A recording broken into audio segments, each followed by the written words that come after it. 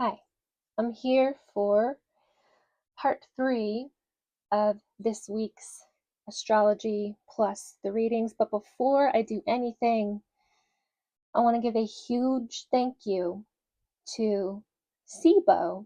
I hope I'm saying that right. Thank you so much.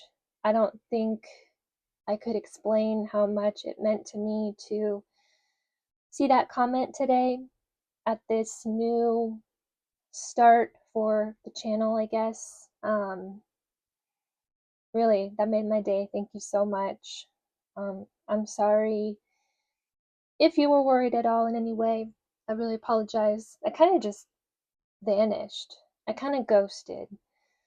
I just didn't know how to articulate what I was struggling with on the channel. And I've always had like really low self-worth to where I kind of just assume I can disappear and nobody would care. So the fact that you left the comment to show that you cared, that meant a lot to me. I appreciate you overwriting my doom script. Yeah, that was really, really nice. Thank you so much to SIBO. I hope I'm pronouncing it right. I don't know. So this is part 3 of the astrology plus the readings. I'm going to add timestamps for anybody who's not really into the astrology talk and you want to just skip to the reading to see if it resonates with you. I will add the timestamps. Today's video is just going to be some extra tidbits that I wasn't even going to include in the main forecast because there are things I'm kind of not fully sure about when it comes to my interpretation. But the questions for the cards, I have pretty good faith that they might be interesting. So, yeah, these are the little extras for this week.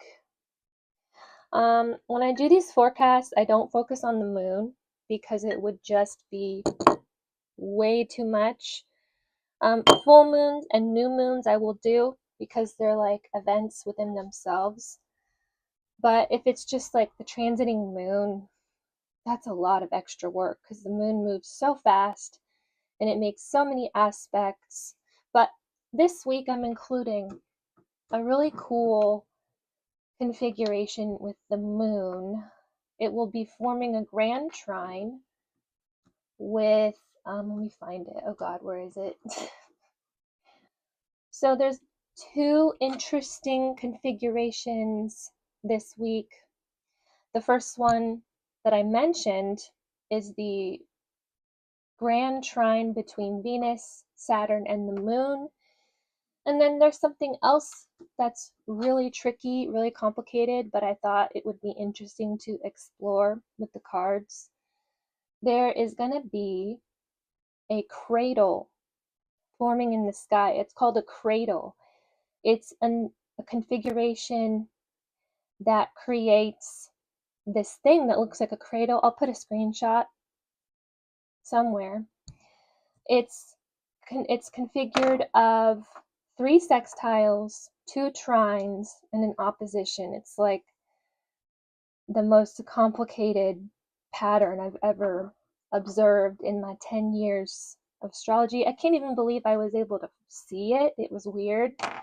When I was looking at these charts, I was like, there's like 3 sextiles happening at once.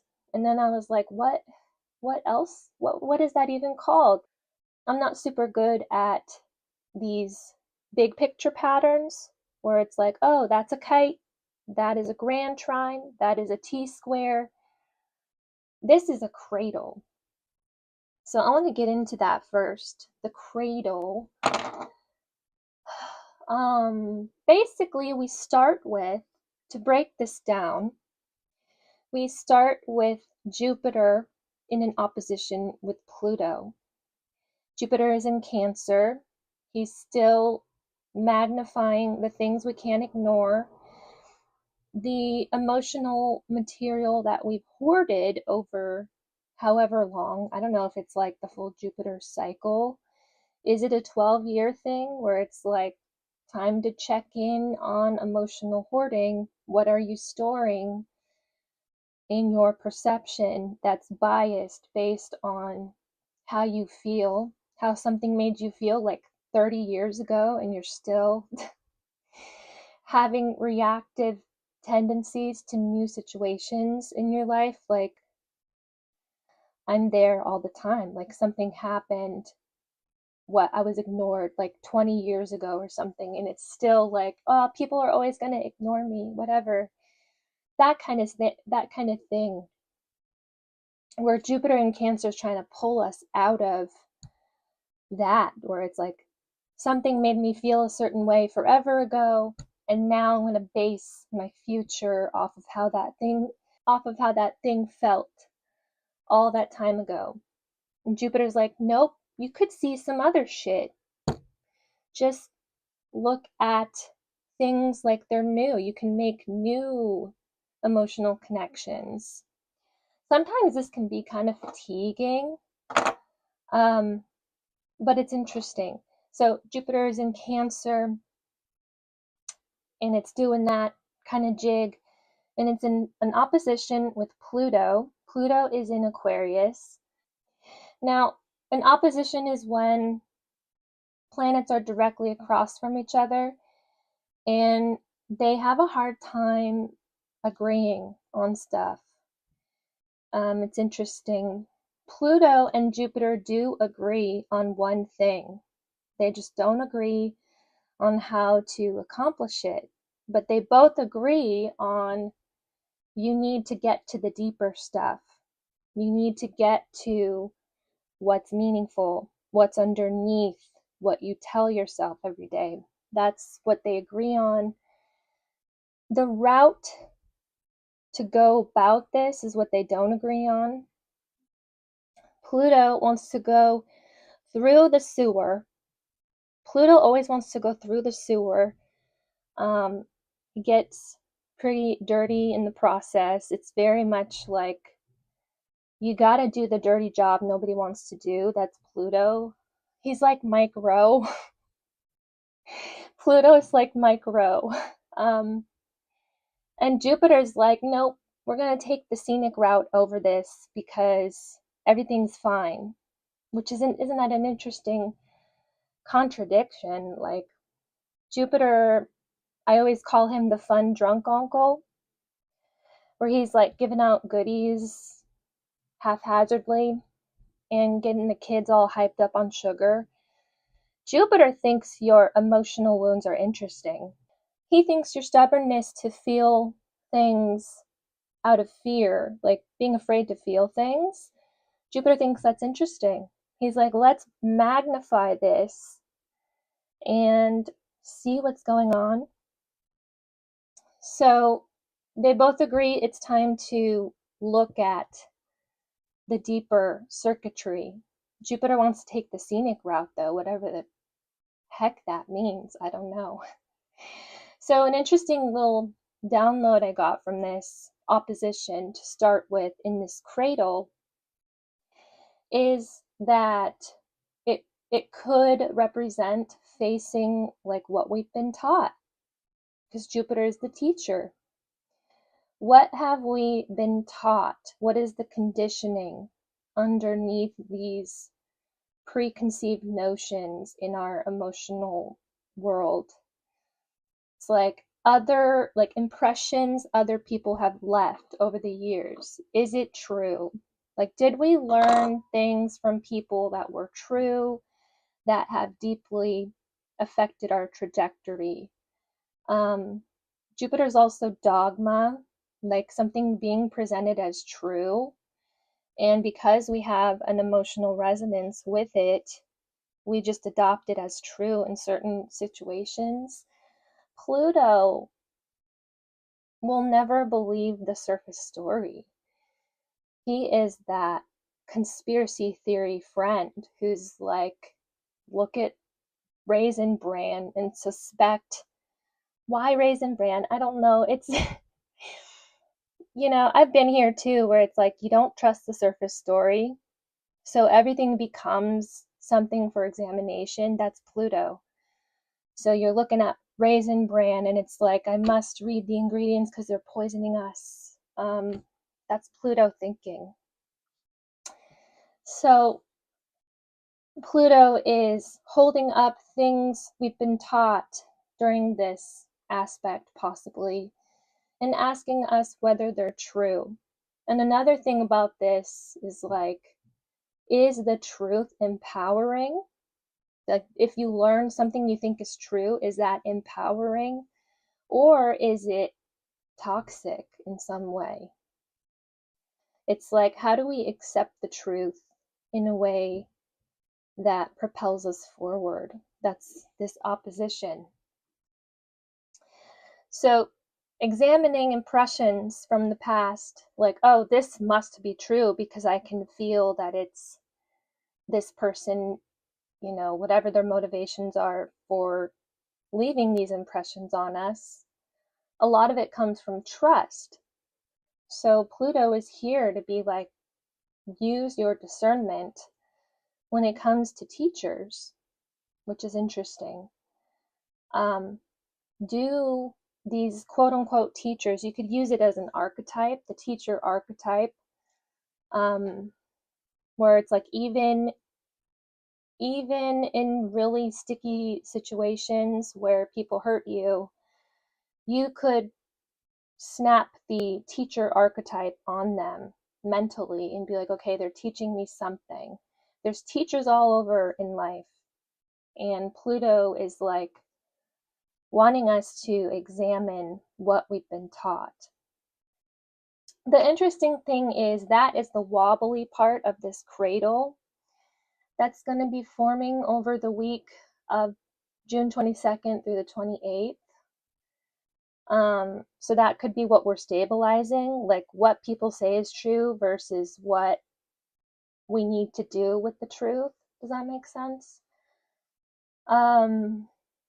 So coming in to kind of assist with this challenge, I guess you could call it, the need for harmonization, coming in to help with this, quote unquote, is Mars and Uranus are going to be in a conjunction. They're going to be joining each other. That's like a sense of urgency. Add a sense of urgency to the mix, right? Mars is like, let's do this now. There's no more time to wait. Uranus is like the jolt. So feeling a sense of urgency around the truth, possibly.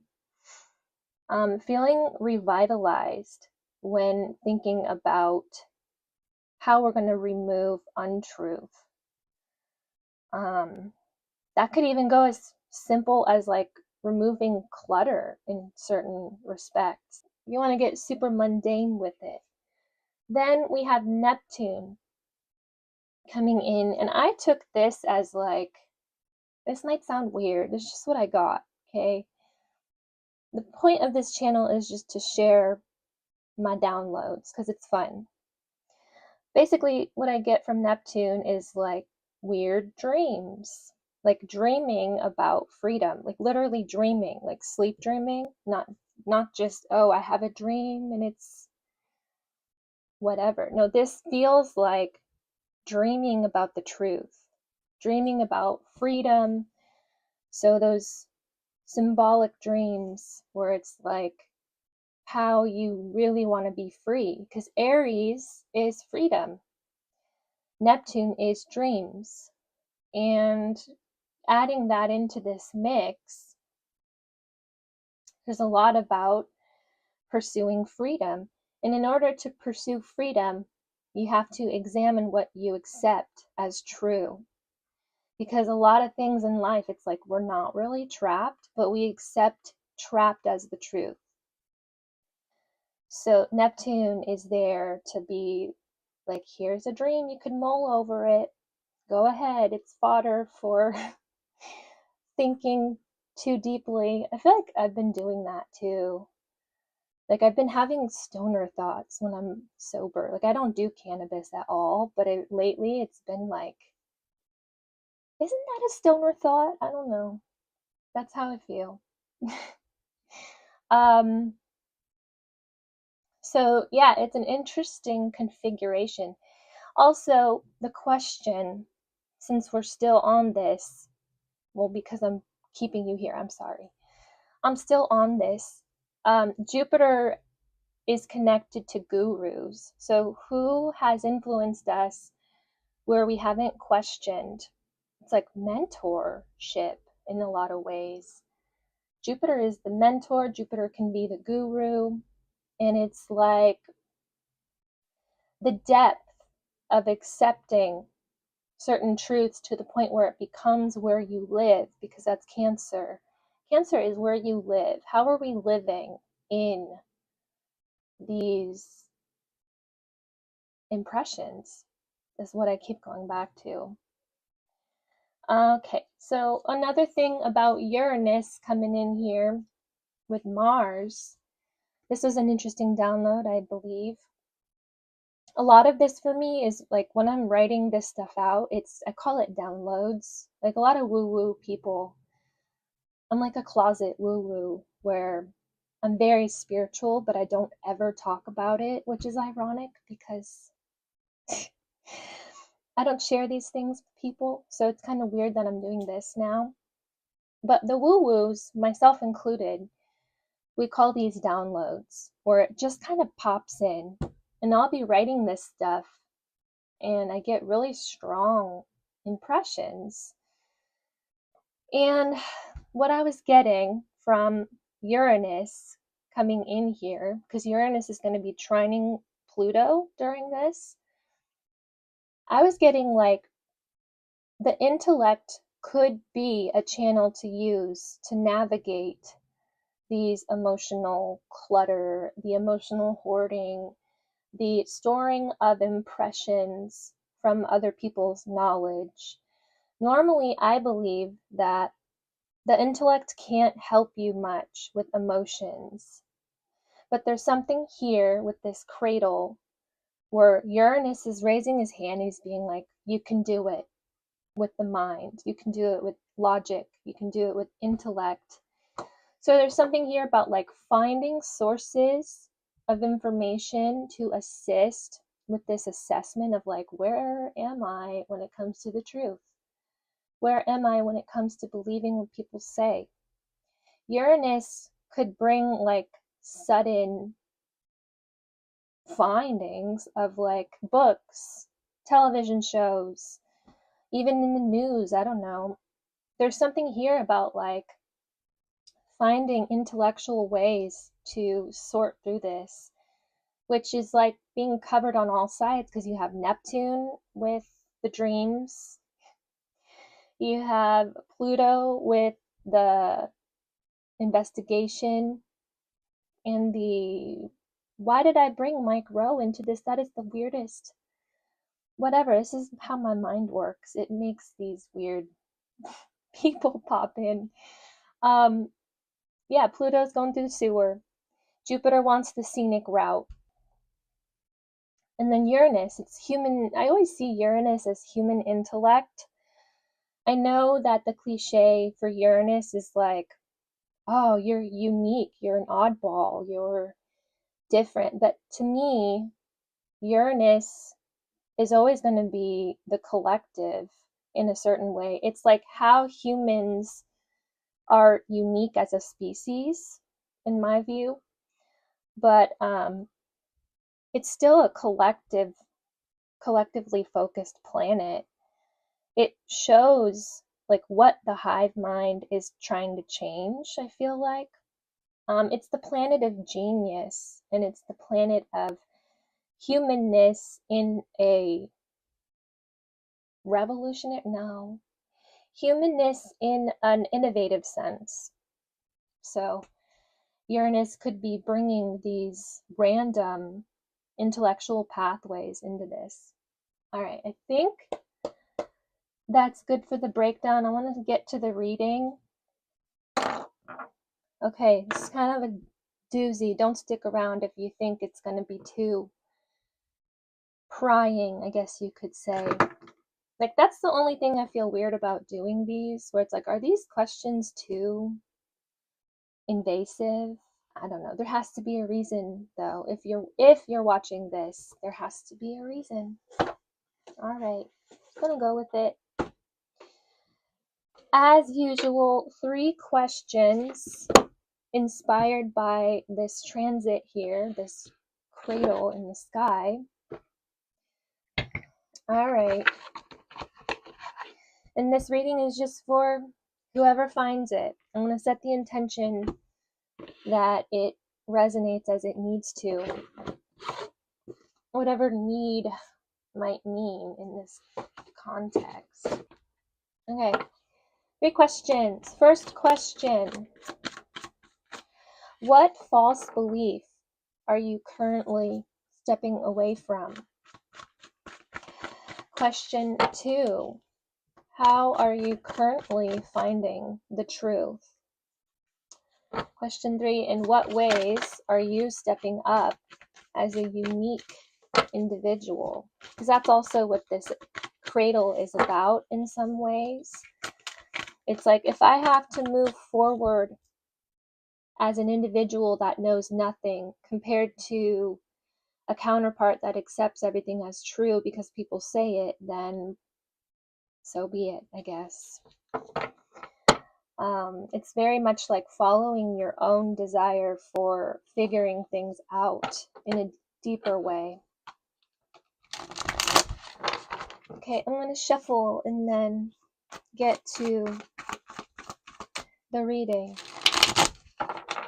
Okay. Question 1. What false beliefs are you potentially, none of this is guaranteed, this is just kind of for entertainment, maybe it'll resonate, maybe not. What false belief are you currently stepping away from? Oh my gosh, this fell out when I was shuffling. Exactly like this. It was upright and everything. And I shuffled the crap out of these.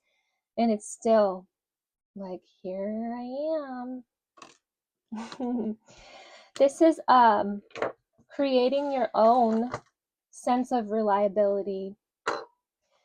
This is like realizing reliability isn't the same for everyone. Like some people have higher demands than others for, oh, that person's reliable. There's something here about just showing up and transforming the idea of consistency. That's interesting. It's like healing what has made you feel unreliable in the past. I feel like a lot of judgment around the concept of being unreliable in some way. And it's like realizing how you're showing up for people, even if they don't appreciate it. It's like, well, I've been here. I used to make myself laugh with the Knight of Pentacles.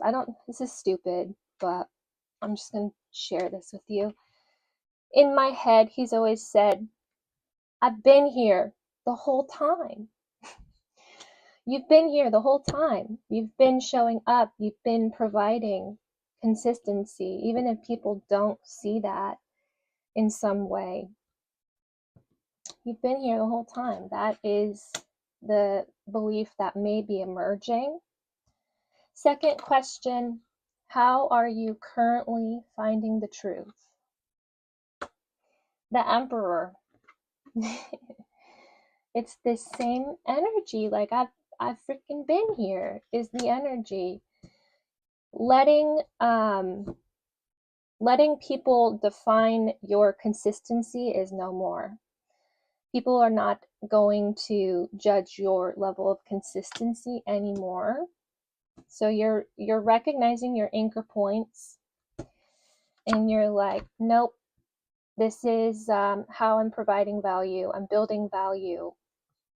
That's really cool. So earthy, so grounded. And it's like that energy has been within you the whole time, maybe. That's what it feels like. It's a lot of being misunderstood. Okay. Third question. In what ways are you stepping up as a unique individual? We got Ten of Swords reversed. Like, I can let this end. Wow. I don't have to keep revisiting certain things. Ten of Swords reversed is like you have to keep revisiting stuff. But being able to move on as a whole. I want clarifiers for this because it's not that clear. Try these. What decks am I using? I'm using the Tarot Marseille, the Reimagined. I love this deck. I think it's the Reimagined version. The original one, I remember the pips were, no, it had pips, which are like, I don't know, I'm not a fan of pip decks. Okay, I want to clarify these. And then this is the textured tarot.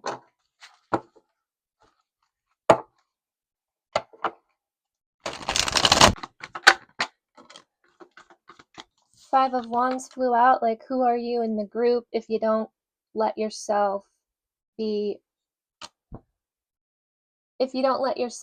resisted? That's weird. It's interesting. Five of Wands is the group, and it's like, how is everybody contributing to the group? How is the group being stimulated? And I feel like, it's going to sound weird, but I feel like being resisted in some way is part of growth for you right now, where it's like you present an idea and people are like, what, why? That's maybe the fear. There's something about offering resistance that's interesting. Okay, we're still clarifying these. Okay, let's go in on all of these. Why not? Knight of Pentacles. We got Seven of Cups reversed. No more of this like, oh, you're not reliable, or oh, this isn't consistent. It's almost like quality control coming from outside. You're like, no more of this. So maybe people telling you how to refine things, how to make something more consistent. It's like this, oh, it's this again. Five of Wands. Meeting resistance. Yeah, okay. Then we got the Lovers. This is I don't want to say an awkward stage.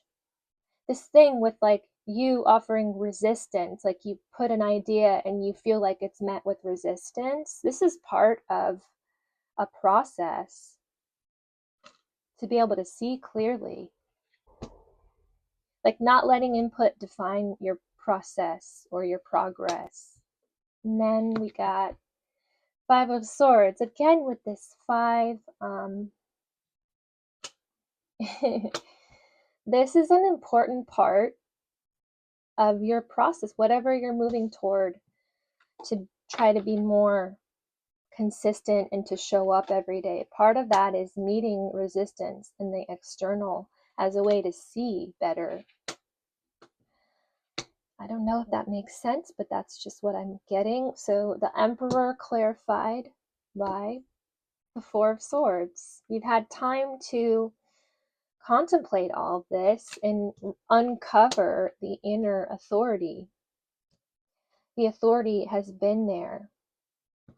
Sorry, the whole time. Someday I won't get a kick out of that anymore, but it's kind of funny to me. Your inner authority has been there the whole time. And we have King of Pentacles reversed. Letting go of an old architecture. So it's like spending so much time stabilizing something that's meeting resistance, and then realizing you don't need to spend the energy stabilizing this anymore. That's kind of cool. Okay. It's unlocking something. And then the Star reverse. There was a period of like, I can't do this kind of feeling. Like, can't build this in this way. There's a truth emerging of like, oh, this is why I have felt inconsistent as the wound. It's not inconsistency in the judgmental sense. It's inconsistency as a symptom of truth. Does that make sense? I will share an example because I feel like it helps make this make sense. When I was younger, I tried really hard to be a musician. A lot of it was like, well, my family has had musicians that were successful. I could do it too. Like there was a lot of that, like, I can build this. Of course, I can do this. And I was so inconsistent. And that was a wound where it was like, I can't do this if I can't be consistent, right? Why am I not consistent? Blah, blah, blah. It was like torturing me. And then over the past like 5 years, I realized it's because I was trying to stabilize something that wasn't mine first. It was like it belonged to everybody else. There's something here about like the inconsistency isn't something for you to judge right now. It's something that's revealing something maybe that you'd be a better fit for that people aren't seeing right now. Okay. Then to clarify, this King of Swords reversed kind of makes more sense with these, where it's like facing the fear of being inconsistent by letting go of needing to stabilize whatever this is to you. Page of Cups, telling people that something's over is your individual expression right now. Maybe not overtly telling people, but like having an inner exclamation of like, nope, I don't have to do this. Starts internally. It's like a proclamation from within of, nope, I don't need to waste my energy on this anymore. Yep, Four of Cups reversed, waking up out of. Wow, it's like revving you up somehow, possibly. Okay. Chariot reversed, choosing a new direction, even if it upsets people. Goes right back to that Five of Wands and Five of Swords of like being in a group and being the one that feels the resistance to your contributions. So hope that makes sense. I'm going to take a really quick break and be right back, and we'll do the next aspect reading, which is this grand trine with the moon and Saturn. So be right back. Okay, the last thing on our tour today. Are we going to call it a tour? No. The last item in the agenda for this week. This grand trine between Venus, the moon, and Saturn. This feels kind of like an activation of some sort. I already covered the Venus trine with Saturn, where it's like, okay, who am I in relationships? Am I an authority? Am I being respected? Feeling like approaching relationship challenges is doable. Like, oh, I see a way to improve certain relationships and I'm going to do it and I will be successful. There's like hope for restructuring relationships in a certain way. And we have Venus in Leo, which is all about like, who am I in relationships? There's the individual thing again that it harkens back to the cradle already. But Venus in Leo, it's like, who am I and how am I being recognized in merging with others, because Leo is the individual, it's the I, it's the my, wanting to shine in relationships. And I used the metaphor last night of like a relationship, whatever relationship this is to you, it doesn't matter. It could be any, really, because Venus is all encompassing relationships. So I use this metaphor of the relationship being a dark room, and there's like a ceiling light, like a light bulb, and you just want to make sure the light bulb still works. Like if you turn the light on, what's going to be lit up in that dark room? And there's like a, a searching for assurance that the light still shines in certain ways, in certain relationships. Like, do you see me, or do you just see the dynamics of me giving myself to you? It's like a blindness that comes from certain dynamics at times. So Venus, Leo, in a trine with Saturn and Aries, it's like I'm going to step up as an individual and feeling hopeful for being respected or acknowledged. And Saturn is also all about improvement, making effort. So putting new effort into relationships, understanding where things are not structurally sound in a passion sense, because it is a fire trine. It's all about passion, willingness, wantingness. So there's a lot about like restructuring affection in some ways, restructuring attention. And we have this moon coming in. This happens on, where is it? like frowning here. So I'm gonna put this, oh my god, do this. Put this in here. Moon in Sagittarius in a grand trine with Venus and Saturn. Here's the freedom element again coming through. It's like, how am I expanding as an individual in relationships? How is the relationship becoming a space to feel hopeful again? How are we enabling each other to feel freedom in a real sense? These are also desires for deepening perspectives, because Sagittarius is like, things better be deep or I don't want it, right? That's Sagittarius. Finding meaning in everything, like, oh, everything's so cool. Like Jupiter's like, isn't this cool? And he's handing you like a picture of somebody crying. Like that's Jupiter in Cancer right now. He's like, I got this cool thing to show you. And he hands you a picture of somebody bawling their eyes out. So Moon in Sagittarius, it's very much like, I feel restless.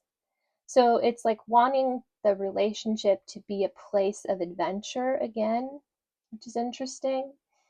It's really wanting to emerge. Wanting to emerge and let everything hang out and feel a forward momentum again. So stagnancy in relationships could get cleared up, especially because trines are so harmonious. And then interestingly, we have, while this happens, the moon conjunct, so they're like this, conjunct Black Moon Lilith, which I'm not like huge into Black Moon Lilith, but I kind of think it's interesting when certain Black Moon Lilith aspects pop up like this. Black Moon Lilith is like the things we think we should be shamed for. It's tests of morality. There's always parts of us that are taboo, and that's what Black Moon Lilith represents. So this is like facing fear of abandonment in a certain way, where it's like, okay, I have all this desire and excitement to show up as an individual in relationships and restructure what that looks like. But if I want to go about it this way and I tell the other person, are they gonna accept me? That's what it is with the Black Moon Lilith. It's like things you would normally hide in order to keep harmony, and also things you would normally hide that would keep the relationship stagnant, has the potential to come out successfully with this trine. So how do we hide ourselves away in an autonomous sense in certain connections? It's really adventurous. It's really it's like a disclosure. It's interesting. Now, I don't know if it'll be that dramatic. A lot of these, it's like, oh, this could happen, and then it's like crickets, but that's just how it is. And then a lot of it's like, wow, that really happened. That actually did come to fruition. I want to see if I forgot anything with this. Oh yeah, the concept of self-justification is coming from Venus in Leo trining Saturn in Aries. It's like, I deserve to be here. Okay. I'm going to read some of my notes. Venus in a trine with Saturn gives us the bravery of self-justification. We do not need to ask permission from others to take up space. Like a lot of us, I feel like, myself included, I feel like my whole life I've been waiting for permission to exist, which is weird because it's not like, I don't know, I've always had good people in my life. It doesn't match up to the reality. It's just like an internal complex that I've been housing. So that's like confronting imposter syndrome. Like, oh, I deserve to be activated in a way where I feel seen by others. Okay, back to notes. Saturn shows us this week through our relationships how our commitment, love, and determination can pay off in some way. Saturn rewards Venus in Leo by highlighting where uniqueness, autonomy, and bravery matter. We could feel supported in relationships on this day, on the 27th, because it's a moon aspect, so it's short. So it could be, I don't know, maybe June 27th will be a turning point. Who knows? Yeah, we could feel supported on this day by being able to see in some way how we're taken seriously. It's so easy to be afraid of showing too much. But if we truly put ourselves out there this week in ways that support personal progress and productivity, we might enjoy how others see us. The thing about Saturn, even when he offers supportive energy, is that he rewards difficulty and commitment without expectation of reward. So where have we been daring to shine without knowing how it's going to be received by others? These are the ventures we may feel somewhat rewarded in this week. Okay. I want to get to the reading on this. I'm going to go back to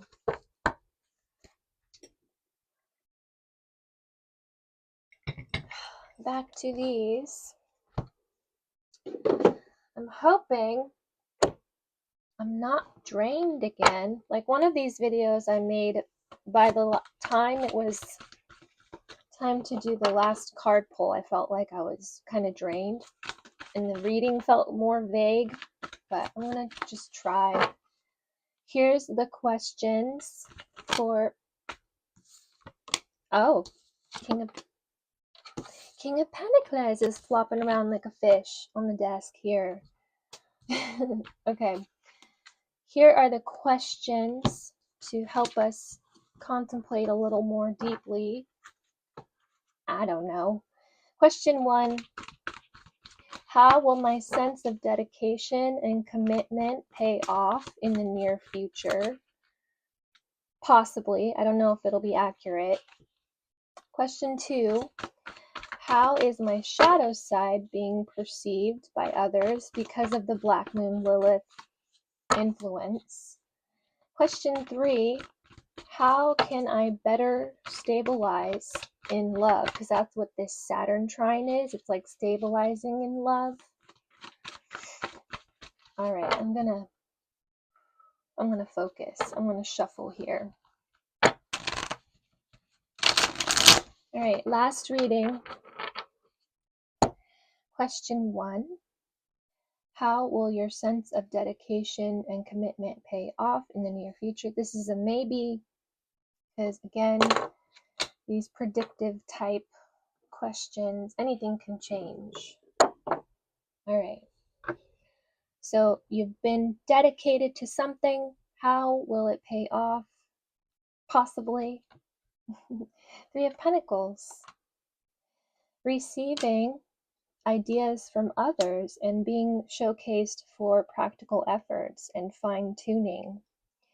This is like, I'm seeing the image of a sculptor who's getting in there deep with all the fine lines, like super fine lines.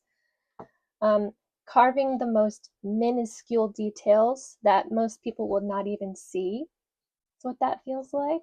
So it's like you tend to details that maybe people wouldn't even see, but that they need care and attention. And this feels kind of like somebody being able to appreciate that even if they don't know why or what went into it.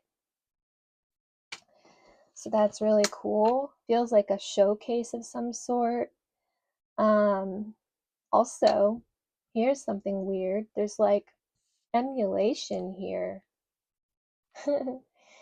This is like you're making something and you're really tending to the most teeny tiny details. You're like, nobody's going to see this. And then you put it up somewhere, I don't know. Maybe it's casually, maybe not. Expecting nobody to be able to tune into your effort. But here comes somebody, they're like, I like this, and they want to emulate it in some way. It's like inspiring. Wow, understanding how you inspire others because of the attention you put in that nobody else does. All right. Question 2. How is your shadow side being perceived by others at this time? 9 of Wands reversed. Wow. That's like never feeling prepared enough. Probably goes back to this, like delaying yourself because I have to take care of this detail. I have to take care of this detail. I can't reveal certain things because I have to take care of the details. To others, it may look like you're just waiting and waiting, or like you lack trust in some way, but it's just part of the process. Kind of goes back to the other reading about it goes back to the other reading of like people judging your consistency, feeling like people judge your consistency. So that's kind of interesting that thread connects. Okay, then we have the 2 of Cups reversed. Oh, I should say the question first. How can you better stabilize in love? 2 of Cups reversed. It's like accepting some kind of mismatch. This is interesting imagery that I'm feeling from this. It's like wanting to synchronize with someone. Like, oh, we want to do the same thing at the same time. You want certain things to fit just right in connections and chemistry. And I don't know how to explain this. It's kind of weird. This imagery of like, okay, we're going to have a synchronized movement. And then when you go to do what you want to be the synchronized movement, it's like kind of clunky or awkward. Like look at the cup handoff here. Looks kind of clunky. It's like letting go of an expectation that relationships have to flow a certain way. It's almost like letting go of an exaggerated sense of synchronicity in relationships. That's interesting. Like, okay, I'm just going to accept the awkwardness as a part of stabilizing. I want some clarifiers. Then I might pull some random oracle cards and be done here. Let's go in with, I love these. These are the 5-cent tarot. I mean, they cost way more than 5 cents, but yeah, it's a theme. It's like, it's almost like circus gimmicky as a theme. Okay. Let's get some clarifiers. All right.